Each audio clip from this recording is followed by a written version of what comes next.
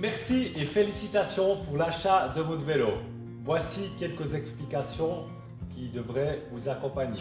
Votre vélo est équipé de dérailleur arrière, on n'a plus de vitesse à l'avant et c'est très facile, vous pouvez mettre une vitesse plus petite ou plus grande. Un petit conseil, changez les vitesses, anticipez avant la montée, délestez un peu de force sur les pédales. Niveau des freins, il suffit de freiner avec un doigt ou deux doigts afin de pouvoir tenir le poste de pilotage et ceci est pour votre sécurité. Nous avons une autre manette très importante. Si votre vélo est équipé d'une tige de selle, vous pouvez actionner la manette au poste de pilotage, actionner, il peut descendre ou monter et ceci doit devenir votre camarade de sortie. Il est important de descendre la tige de selle lorsque vous descendez. Ceci permet de descendre le centre de gravité.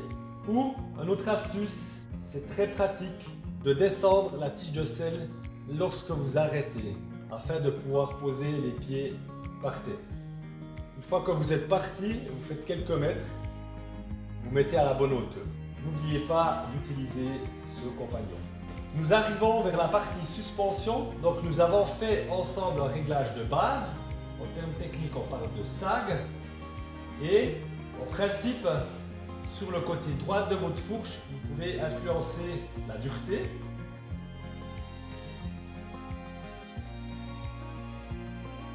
En dessous de la fourche, on a une manette. Et là, on peut régler le rebond, c'est-à-dire la vitesse que votre fourche remonte. Votre amortisseur arrière est également équipé d'un réglage. En principe, on peut régler le rebond, c'est-à-dire le retour, voire éventuellement aussi le durcir ou le bloquer. Vous trouvez sur votre suspension un petit jouet. Le voilà, l'amortisseur, le voici. Ce petit joint n'est pas un joint perdu, mais simplement ça vous permet de contrôler lorsque vous faites une descente engagée où vous dites là je suis à mon maximum et si le joint s'arrête à mi-course, votre fourche est réglée trop dure, donc il faudra sortir de l'air. C'est également valable pour l'arrière. Et par contre, si vous descendez un trottoir et le joint est déjà au fond, ça veut dire que vous avez utilisé quasiment toute la course. Il faudra prévoir à gonfler votre fourche. Et pour que ça fonctionne, vous devez placer votre joint en début de course.